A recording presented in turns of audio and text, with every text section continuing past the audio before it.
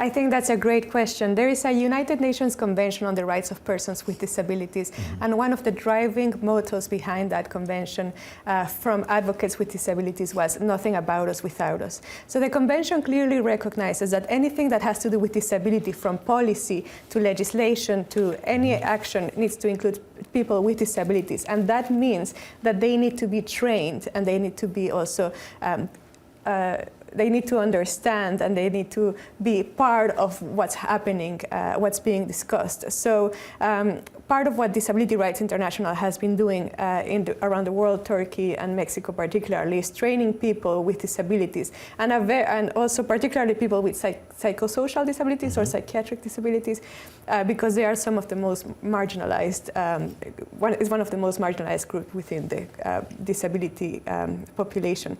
So it's key. It's key that we understand our responsibility to ensure that people with disabilities, not only in the West but everywhere, are trained and are given the tools to be advocates and to be sitting at the table where discussions are happening. Well, Susan, let me come to you briefly. Do you have anything to add before we leave?